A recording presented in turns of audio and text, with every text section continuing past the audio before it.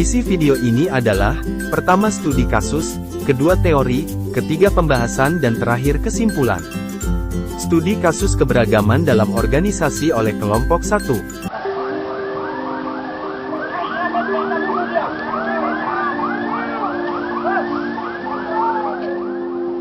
Pada tanggal 22 April tahun 2010, ribuan karyawan perusahaan galangan kapal PT Drydocks World Graha yang berlokasi di Tanjung Ucang, Batam, turun ke jalan-jalan di Batam untuk berdemonstrasi dan melakukan aksi pembakaran dan perusakan terhadap fasilitas perusahaan.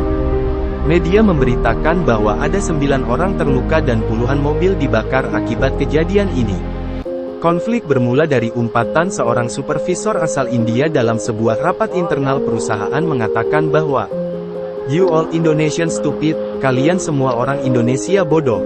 Hal ini menyulut emosi karyawan lokal Indonesia dalam perusahaan tersebut, dan mendorong karyawan lainnya bergerak untuk mengeroyok supervisor ini. Berita konflik ini pun menyebar dengan sangat cepat hingga menimbulkan gelombang kerusuhan di kota Batam.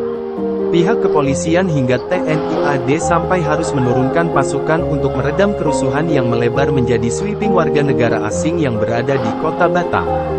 Konflik ini merupakan akumulasi dari persepsi pekerja lokal Indonesia terhadap perilaku perusahaan dengan pekerja asing, di mana praktek pembedaan dalam gaji dan fasilitas antara tenaga kerja Indonesia dan tenaga kerja asing sudah terjadi sejak awal dalam perusahaan galangan kapal ini.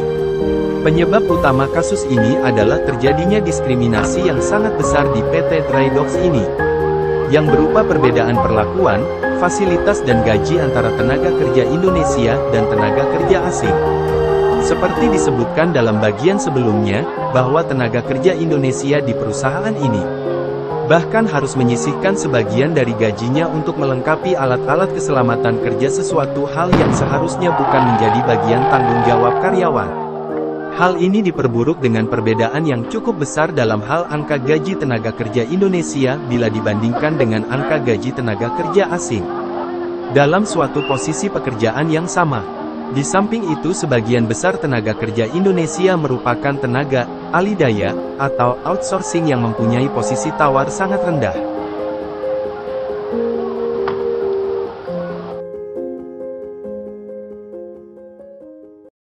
Bagian berikutnya adalah teori. 1. Apa itu keragaman? Robbins dan Judge pada tahun 2015 menjelaskan keragaman adalah bentuk perbedaan individu yang dipengaruhi oleh karakteristik biografis maupun karakteristik pribadi. Keragaman muncul ketika terdapat perbedaan antara satu anggota organisasi dengan anggota lainnya, atau antara satu tenaga kerja dengan tenaga kerja lainnya.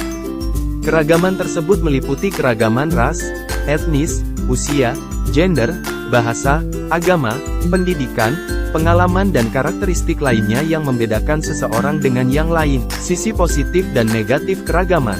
Keragaman di antara tenaga kerja dapat ditinjau dari dua sisi, yaitu sisi positif dan negatif. Sisi positif keragaman tenaga kerja adalah dapat meningkatkan efektivitas organisasi, mempertinggi moral karyawan, memberikan akses yang lebih besar terhadap segmen-segmen pasar yang baru dan meningkatkan kreativitas dan produktivitas tenaga kerja. Cox dan Black pada tahun 1991 menyatakan bila organisasi melakukan pengelolaan keragaman tenaga kerja dengan baik, maka akan diperoleh beberapa keunggulan kompetitif dalam 6 dimensi, yaitu biaya, penguasaan sumber daya, pemasaran, kreativitas, pemecahan masalah dan fleksibilitas organisasi dengan organisasi yang tidak melakukan pengelolaan keragaman secara baik. Sisi negatif keragaman. Sisi negatif keragaman adalah dapat menjadi sumber konflik karena adanya diskriminasi dan tidak diakuinya. Perbedaan-perbedaan kultur yang menjadi keunikan dan identitas pribadi seseorang tenaga kerja. Hal ini akan memunculkan ketegangan, kecurigaan dan konflik yang akan mengganggu kinerja dan efektivitas organisasi secara keseluruhan. Oleh karena itu, organisasi harus mengelola keragaman tersebut agar dapat memberi manfaat bagi organisasi dan dapat menekan konflik yang mungkin timbul dari keragaman tersebut. Tingkat-tingkat dalam keragaman. 1. Keberagaman level permukaan, surface level diversity. Perbedaan-perbedaan dalam karakteristik yang mudah dinilai seperti jenis kelamin, ras, etnis, umur. atau kecacatan yang tidak selalu merefleksikan cara orang berpikir atau merasa tetapi dapat memunculkan stereotip tertentu. 2. Keberagaman level dalam, deep level diversity. Perbedaan-perbedaan dalam nilai-nilai, kepribadian dan preferensi kerja yang menjadi lebih penting secara progresif. Dalam menentukan kesamaan, seiring semakin mengenal orang lain dengan lebih baik. Diskriminasi dalam tatanan organisasi. Meskipun keragaman memberikan banyak peluang bagi organisasi, manajemen keragaman yang efektif juga berarti berupaya mengeliminasi diskriminasi yang tidak adil. Mendiskriminasi berarti memperhatikan perbedaan antara hal satu dan lainnya, yang sebenarnya tidak selalu buruk. Memperhatikan apabila seseorang lebih memenuhi syarat merupakan hal penting dalam pengambilan keputusan untuk menerimanya sebagai pegawai.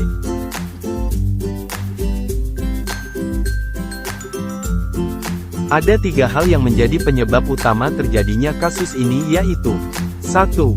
Terjadinya diskriminasi yang sangat besar di PT Drydocks ini, berupa perbedaan fasilitas dan gaji, di mana bahkan tenaga kerja Indonesia harus menyisihkan sebagian dari gajinya untuk melengkapi alat-alat keselamatan.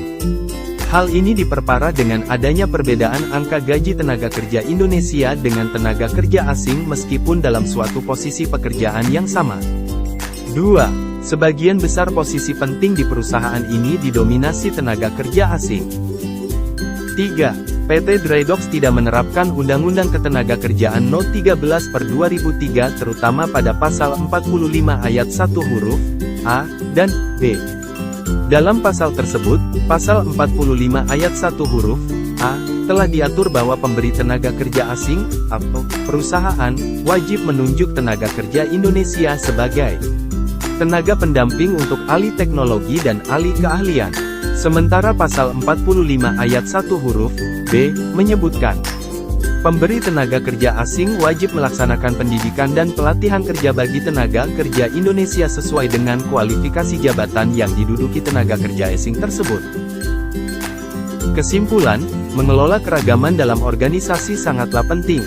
Tanpa pengelolaan yang baik maka keragaman tersebut bisa membawa dampak negatif kepada organisasi. Seperti yang dapat kita lihat pada kasus PT Drydocks Graha World Batam, di mana terjadi diskriminasi yang tidak adil membuat organisasi perusahaan tersebut menjadi tidak stabil dan mengganggu produktivitas. Akan tetapi sebaliknya, apabila organisasi mampu secara efektif memanfaatkan keragaman ini, maka hal ini, keragaman, akan menjadi kekuatan organisasi dalam bersaing di segmen-segmen pasar tertentu. Oleh karena itu, organisasi harus bisa memanfaatkan keragaman ini untuk mencapai tujuan yang telah ditetapkan.